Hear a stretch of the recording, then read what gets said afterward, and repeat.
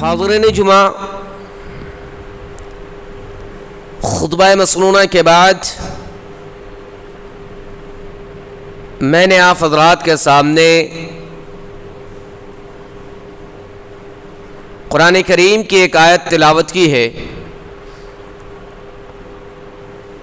اس آیت کے مناسب سے جو ہمارا ٹاپک بنتا ہے وہ یہ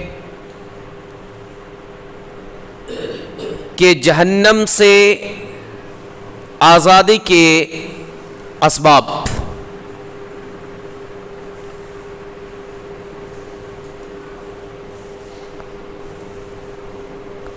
بحیثیت مسلمان ہم میں سے ہر ایک کی چاہت اور تمنا، آرزو، خواہش یہ ہوتی ہے کہ کل مرنے کے بعد ہمیں، آپ کو، سب کو جنت نصیب ہو اور جہنم سے آزادی حاصل ہو۔ اور یہ تمنا، یہ آرزو ہونی بھی چاہیے ایک مسلمان ہونے کے ناطے، بلکہ انسان ہونے کے ناطے، اللہ کا بندہ ہونے کے ناطے ہر ایک کو یہ تمنا، آرزو رکھنا چاہیے۔ لیکن ان آرزو کے حاصل کرنے، تمنا کو حاصل کرنے کے لیے ہمیں اور آپ کو کیا کرنا ہے؟ ہم اپنی زندگی میں کون سے کام انجام دیں، کون سے راستے اختیار کریں جس کی بنیاد پر ہماری جو آرزو ہیں، تمنائیں ہیں، جو چاہت ہے اس کو حاصل کر سکے، یعنی ہم اپنے آپ کو جہنم سے آزادی حاصل کرا سکے۔ اس کے لیے ہمیں وہ کون سے طریقے، کون سے راستے اختیار کرنے ہوں گے، یہ اہم سوال ہے۔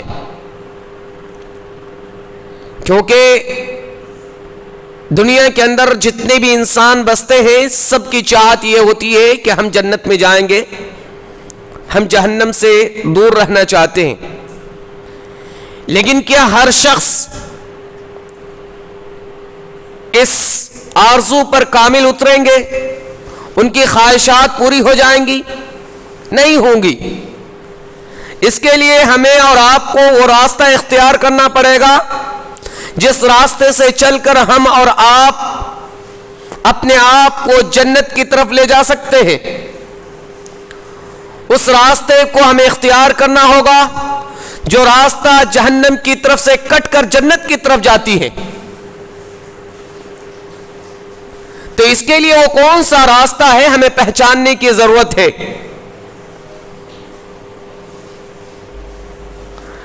کیونکہ اگر ہم اور آپ اپنے آپ کو جہنم سے آزادی حاصل کروا لیتے ہیں، اپنے آپ کو جہنم سے محفوظ کر لیتے ہیں، اپنے آپ کو جنت کی طرف، جنت کا مستحق قرار دیتے ہیں، جنت حاصل کر لیتے ہیں، تو یہی اصل میں کامیابی ہے۔ جیسے کہ میں نے قرآن کریم کی آیت جو خطبہ مسنونہ کے بعد تلاوت کی ہے، اس میں اسی بات کو کہا گیا ہے، فَمَنْ زُحْزِحَ عَنِ النَّارِ، کہ جو شخص اپنے آپ کو جہنم سے آزاد کروا لیا، جو شخص اپنے آپ کو جہنم سے محفوظ کر لیا، وَأُدْخِلَ الْجَنَّةَ، اور جنت میں داخل کروا لیا، یعنی وہ جنت کے مستحق قرار پا گئے، فقد فاز، تو یہی اصل میں کامیاب ہے، یہی اصل کامیابی ہے۔ تو آئیے ان کامیابی کو حاصل کرنے کے جو راستے ہیں اس کو آپ کے سامنے بیان کرنے کی کوشش کروں گا آج کے خطبہ جمعہ میں انشاءاللہ۔ یوں تو ان کے کئی ایک اسباب ہیں، لیکن میں آپ کے سامنے صرف گنے چنے 4 سے 5 اسباب آپ کے سامنے ذکر کرنے کی کوشش کروں گا۔ ان میں سب سے اہم اور سب سے بڑا سبب جو ہے وہ یہ کہ توحید. بحیثیت مسلمان ہمیں اور آپ کو چاہیے کہ ہمارے دل میں توحید یعنی اللہ رب العالمین کو ایک ماننا، ایک جاننا، اور رسول اکرم صلی اللہ علیہ وسلم کو اللہ کے رسول تسلیم کرنا. یہ دل کی گہرائیوں سے اگر ہم نے یہ بات تسلیم کر لی، توحید کو اپنے دل میں جما لیا، تو یہ ان اسباب میں سے ایک بہت بڑا سبب ہے جس سے ہم اور آپ جہنم سے آزادی حاصل کر سکتے ہیں. اللہ کے نبی جناب محمد عربی صلی اللہ علیہ وسلم نے ارشاد فرمایا: من شہد اللہ الہ الا اللہ وان محمد رسول اللہ حرم اللہ علیہ النار. کہ جو شخص اس بات کی گواہی دی اللہ الہ الا اللہ کہ اللہ کے سوا کوئی معبود برحق نہیں، اللہ کے سوا کوئی معبود برحق نہیں، وَأَنَّ محمد رسول اللہ اور محمد صلی اللہ علیہ وسلم اللہ کے رسول ہے، حرم اللہ علیہ النار. تو اللہ رب العالمین اس انسان پر جہنم کی آگ کو حرام کر دیتا ہے. اسی طریقے سے ایک دوسری جگہ اللہ کے رسول جناب محمد عربی صلی اللہ علیہ وسلم ارشاد فرماتے ہیں: من مات لا یشرک باللہ شیئا دخل الجنہ. کہ جو بندہ اس حال میں مرتا ہے، یعنی کسی بندے کی موت اس حالت میں ہوتی ہے کہ وہ شرک سے کوسوں دور ہو، اللہ کے ساتھ کسی کو شریک نہ ٹھہراتا ہو، تو پھر دخل الجنہ، وہ جنت میں داخل ہو جاتا ہے. توحید اور شرک یہ دونوں آپس میں متضاد چیزیں ہیں. توحید اور شرک ایک ایسی چیز ہے، گویا کہ آپ یوں سمجھ لیں کہ آگ اور پانی، یعنی جیسے آگ اور پانی دونوں اکٹھے نہیں ہو سکتی، اسی طریقے سے توحید اور شرک ایک بندے کے دل میں جمع نہیں ہو سکتا. کسی بندے کے اندر اگر توحید ہوگی تو یقین جانیے کہ ان کے اندر شرک نہیں پایا جائے گا. اللہ کے ساتھ یعنی شرک اسے کہتے ہیں کہ جو کام اللہ رب العالمین کے لیے خاص ہے، اس کام میں کسی اور کو حصے داری ماننا. اسی طریقے سے جو کام اللہ رب العالمین نے اپنے لیے خاص کر رکھا ہے، ان میں اگر ان کے برابر نہ سمجھے، لیکن کم از کم ہم اس گمان میں رہے کہ ہم اگر اس بندے کو پکڑ لے تو یہ بندہ ہماری سفارش کر دیں گے اللہ رب العالمین کے پاس اور ہمیں نجات مل جائے گی، تو یہ شرک ہے. اور جو شخص شرک کرتا ہے اس کے اندر توحید نہیں پائی جائے گی. توحید کا مطلب یہ ہے کہ تمام تر اسماء و صفات، افعال، ہر معاملے میں اللہ رب العالمین کو ایک جاننا، ایک ماننا. توحید وحد یوحد سے ہے، جس کا معنی ایک ماننا، ایک تسلیم کرنا. یعنی اللہ رب العالمین اپنے افعال، اپنے اسماء و صفات میں تنہا ہے، خالق و رازق، مالک ہونے کے ناطے اکیلا ہے، اس کا ہمسر کوئی نہیں. اس کی دلیل اللہ رب العالمین سورہ اخلاص میں ارشاد فرماتا ہے: قل هو اللہ احد اللہ الصمد لم یلد ولم یولد ولم یکن له کفوا احد. کہ اللہ رب العالمین ایک ہے، ان کا ہمسر کوئی نہیں. تو اگر کسی بندے کے اندر توحید ہوگی تو یہ سمجھ جائیے کہ ان کے اندر شرک نہیں پایا جائے گا. اور اگر ذرہ برابر بھی شرک پائی جا رہی ہے تو یہ سمجھ جائیے کہ وہ توحید نہیں ہے، وہ موحد بندہ نہیں ہے. یہ ہمیں اور آپ کو یہ سمجھنا ہے. اور جو شخص اپنے آپ کو शिर्क जैसी चीज से दूर रख लेता है और उनकी मौत हालत तौहीद में होती है, तो अल्लाह के रसूल जनाब मोहम्मद अरबी सल्लल्लाहु अलैहि वसल्लम ने फरमाया दखल जन्नत, वो जन्नत में दाखिल हो जाता है। उसके बरअक्स अगर आपकी मौत हालत शिर्क में होती है, वमन माता युशरिकु बिल्लाहि दखल नार, तो अगर आपकी मौत हालत शिर्क में होती है तो फिर ऐसी सूरत में आपको जन्नत के बजाय जहन्नम में दाखिल कर दिया जाएगा। इसके अलावा एक दूसरी रिवायत में अल्लाह के नबी जनाब मोहम्मद अरबी सल्लल्लाहु अलैहि वसल्लम इरशाद फरमाते हैं, इन्नहु मन युश्रिक बिल्लाहि फक़द हर्रम अल्लाहु अलैहिल जन्नह, कि जो शख्स अल्लाह रब्बुल आलमीन के साथ शिर्क करता है, अल्लाह रब्बुल आलमीन के साथ शरीक ठहराता है, फक़द हर्रम अल्लाहु अलैहिल जन्नह, तो अल्लाह रब्बुल आलमीन उन पर जन्नत को हराम कर देता है। तो अगर हमें और आपको जन्नत से करीब होना है, जन्नत में दाखिला चाहिए और जहन्नम से आजादी हासिल करनी है, जहन्नम से आजादी चाहिए, तो ऐसी सूरत में हमें और आपको तौहीद पर कायम होना होगा। यही एक सबसे अहम तरीन सबब है, उन असबाब में से, उन रास्ता में से एक रास्ता यह है कि जिसको इख्तियार करके हम और आप जन्नत की तरफ जा सकते हैं, जन्नत की रास्ता तय कर सकते हैं और जहन्नम के रास्ते से हम और आप दूर हो सकते हैं।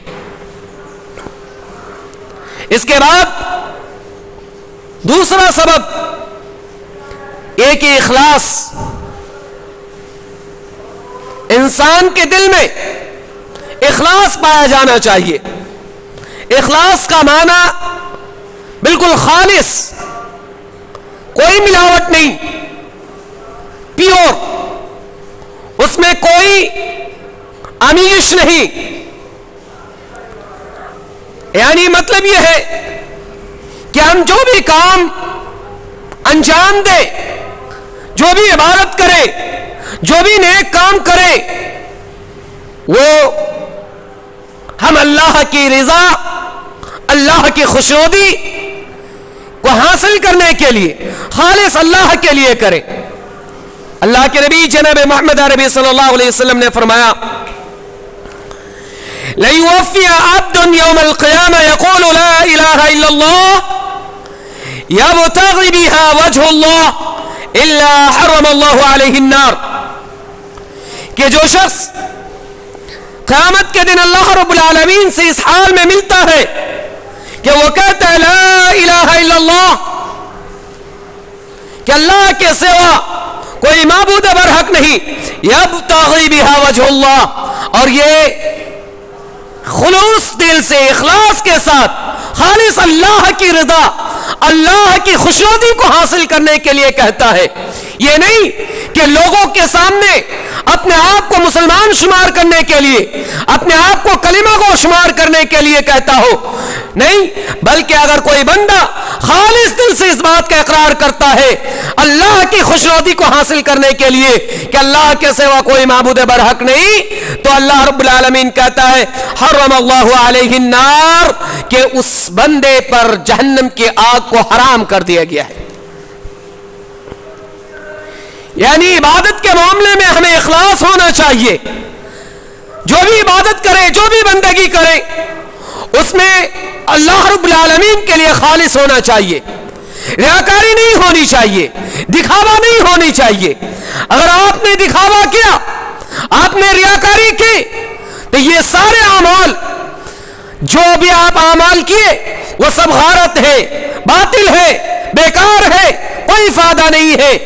आपने सुना होगा, 12 ये हदीस आपके सामने खुतबा व उलमा बयान करते होंगे।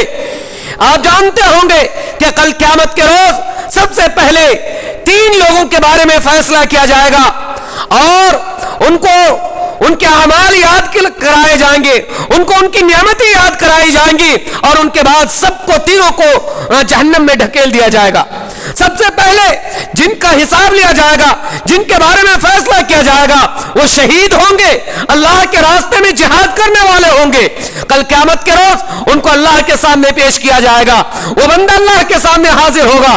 اللہ رب العالمین ان کو دی گئی نعمتوں کو یاد دلائے گا, اس سے پوچھے گا کہ اے میرے بندے, میں نے تمہیں اتنی طاقت دی تھی, یہ صلاحیتیں دی تھی, یہ چیزیں تمہیں عطا کیا تھا, ان چیزوں کو تم نے کہاں خرچ کیا, کیسے یوز کیا, کس کے لیے خرچ کیا؟ وہ کہے گا اللہ تو نے مجھے طاقت دی تھی, تمہیں جنگ کی صلاحیت عطا کی تھی, تم نے مجھے جنگ کے طاقت دی تھی, اور میں نے اتنا جہاد کیا, اللہ کے راستے میں اتنا لڑا کہ میں آپ کے راستے میں شہید ہو گیا. اللہ رب العالمین کہے گا تو جھوٹ بولتا ہے, تو کذاب ہے, تو مکار ہے, تو نے جنگ اس لیے لڑی کہ تو لوگوں کے یہاں بہادر کہلایا جائے, تو سماج میں بہادر کہلایا جائے, طاقتور کہلایا جائے. پھر اس کو کے بارے میں حکم دیا جائے گا کہ جا اسے جہنم میں گھسیٹ کر پھر ڈال دیا جائے, اسے چہرے کے بل گھسیٹ کر جہنم میں داخل کر دیا جائے گا. یہ ریاکاری کا اسباب ہے, یہ ریاکاری کی وجہ سے, یہ دکھاوا کی وجہ سے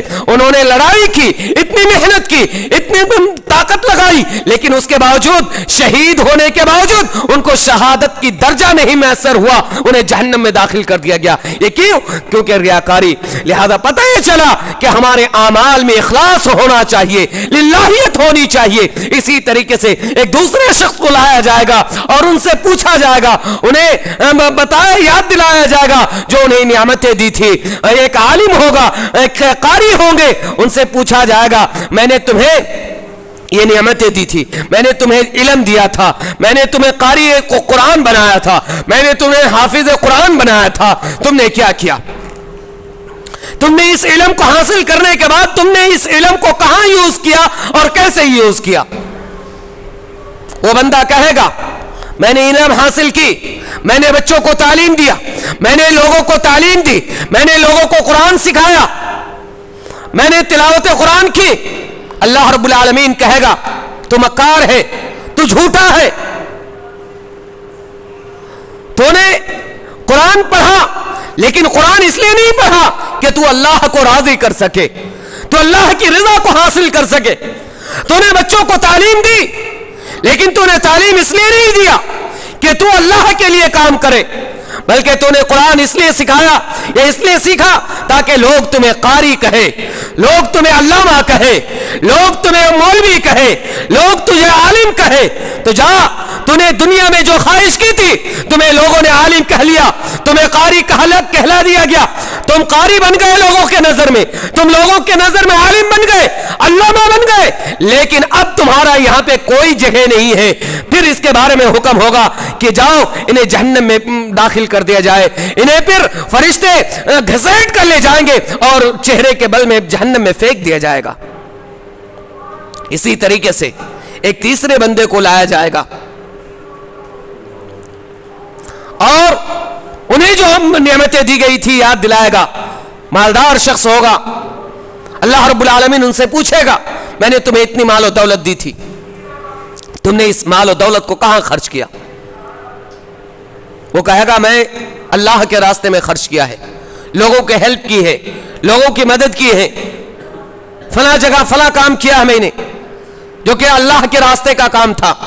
اللہ رب العالمین کہے گا نہیں, تو نے اللہ کے لیے نہیں کیا, اپنے مال تو نے اللہ کے راستے میں خرچ نہیں کیا, تو نے اللہ کی جگہ پہ خرچ کیا, لیکن تمہارا مقصد یہ تھا کہ لوگ تمہیں فیاض کہے, لوگ تمہیں سخی کہے, لوگ تمہیں کہے کہ کتنا زیادہ دینے والا ہے, لوگوں کے ہیلپ کرنے والا ہے. تم نے اللہ کے راستے میں قربانی پیش کی, کروڑوں کے بکرے لائے, لاکھوں کے بکرے لائے, لیکن تم نے مقصد کیا تھا؟ اللہ کے راستے جانور ذبح کرنا نہیں تھا, بلکہ مقصد یہ تھا کہ تمہارے نام اخبارات میں چھپے, اشتہارات میں چھپے اور اعلان ہو کہ فلاں شخص نے اتنی مہنگے بکری لایا اور اس کے اللہ کے راستے میں قربان کر رہا ہے. تمہارا نام ہو گیا دنیا میں. جاؤ, تم نے لوگوں نے فیاض کہہ لیا, اب تمہارا یہاں پہ کوئی ٹھکانہ نہیں ہے. تم نے جو مال حاصل کیا تھا اسے تم نے ریاکاری اور دکھاوے کے لیے خرچ کیا ہے، اللہ کی رضا کے لیے نہیں، پھر انہیں بھی حکم ہوگا کہ جہنم میں پھینک دیا جائے، انہیں جہنم میں پھینک دیا جائے گا۔ تو یہ حدیث ہمیں اور آپ کو یہ عبرت دیتی ہے کہ ہم جو بھی کام کریں، جو بھی چیز خرچ کریں، جو بھی مال و دولت خرچ کریں، وہ اللہ کی رضا حاصل کرنے کے لیے کریں، وہ اللہ کی خوشنودی حاصل کرنے کے لیے کریں۔ ہمارے اعمال میں اخلاص پایا جانا چاہیے، ہمارے اعمال میں للہیت پائی جانی چاہیے، ہمارے اعمال میں خلوص ہو، نیت خالص ہو۔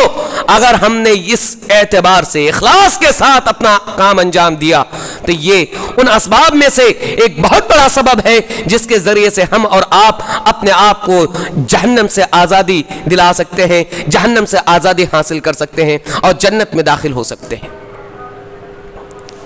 اسی طریقے سے ایک تیسرا سبب یہ ہے کہ دعا کرنا چاہیے، انسان کو کثرت سے اللہ رب العالمین سے دعا کرنا چاہیے۔ اللہ رب العالمین سورہ فرقان کے اندر، قرآن کریم کے سورہ فرقان کے اندر ارشاد فرماتا ہے والذین یقولون ربنا اصرف عنا عذاب جہنم ان عذابها کان غراما انها ساءت مستقرا ومقاما۔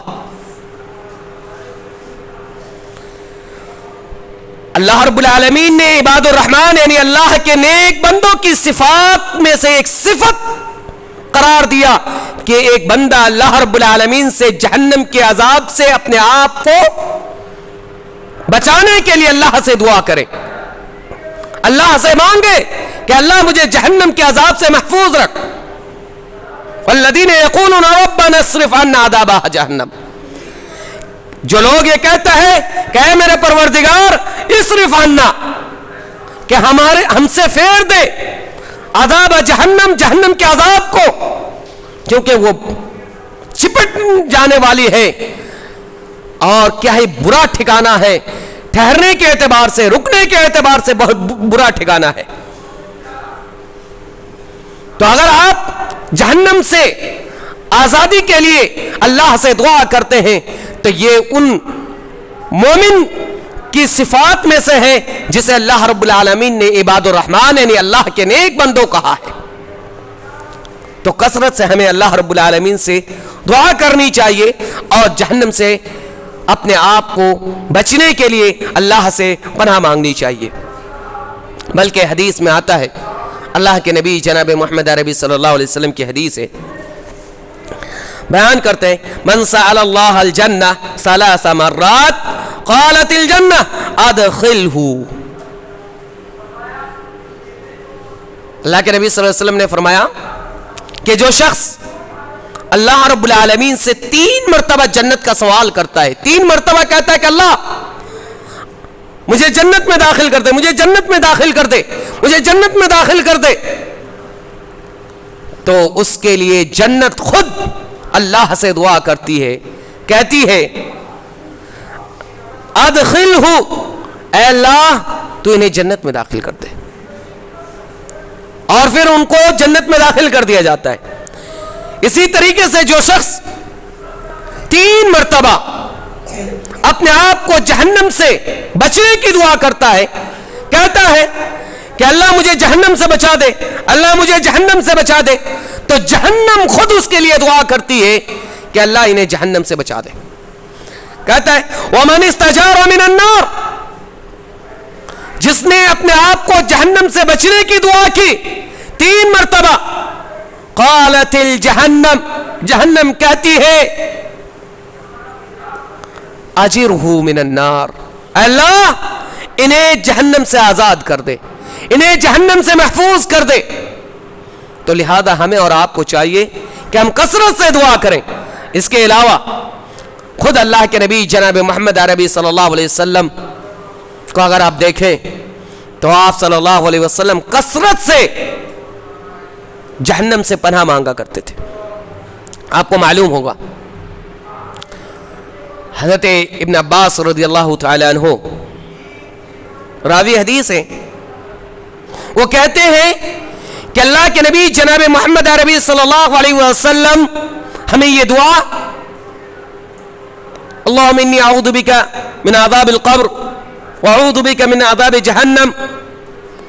ये वाली दुआ जो है इस तरीके से खुद पढ़ा करते थे या सहाबा किराम को तालीम देते थे जैसे कि अल्लाह के नबी जनाब मोहम्मद अरबी सल्लल्लाहु अलैहि वसल्लम हमें कुरान की तालीम दे। यानी इतने इत्तेफाम के साथ अल्लाह के नबी इस दुआ को सिखाते थे। इसी तरीके से अल्लाह के नबी जनाब मोहम्मद अरबी सल्लल्लाहु अलैहि वसल्लम कसरत से ये दुआ पढ़ा करते थे, रब्बना आतिना फिद दुनिया हसना व फिल आखिरति हसना व क़िना अज़ाबन नार। अल्लाह मुझे दुनिया और आखिरत दोनों जगह में अच्छाई अता फरमा, व क़िना अज़ाबन नार, और हमें आग के अजाब से दूर कर दे, बचा ले। तो अगर हम और आप अपने आप को जन्नत में देखना चाहते हैं, जहन्नम से बचाना चाहते हैं, तो एक बेहतरीन जरिया, बेहतरीन रास्ता यह है कि हम अल्लाह से लौ लगाए, अल्लाह से दुआ करें, अल्लाह से रोए, अल्लाह से जन्नत का सवाल करें और जहन्नम से बचने की दरियाफ्त करें, गुजारिश करें। तो इंशाअल्लाह ये अगर रास्ता हम इख्तियार करते हैं तो हम जहन्नम से आज़ादी हासिल कर सकते हैं और जन्नत का हुसूल हमें हो सकता है। इसी तरीके से एक उन्हीं असबाब में से एक सबब, चौथा सबब यह है कि तक़वा।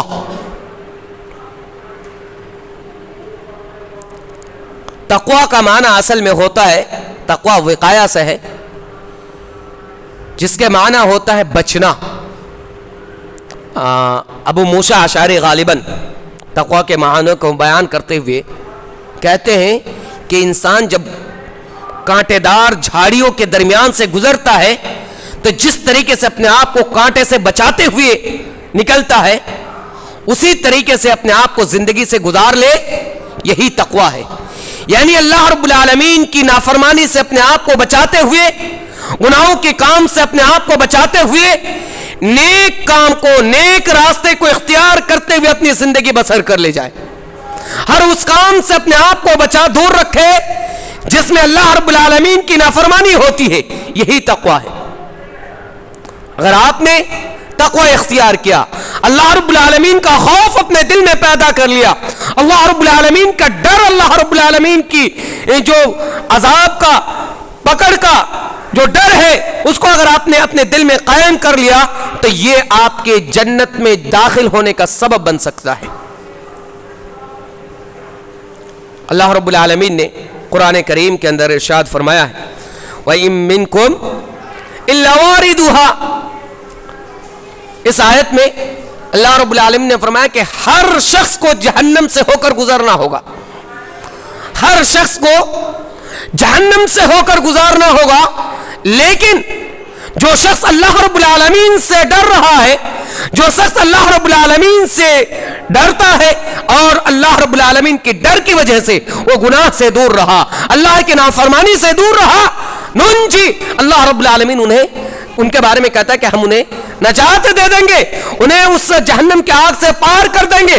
और जो लोग अल्लाह रब्बुल आलमीन की नाफरमानी पर तुले रहे, अल्लाह रब्बुल आलमीन का डर नहीं रहा, तो उनको उस जहन्नम में गिरा दिया जाएगा।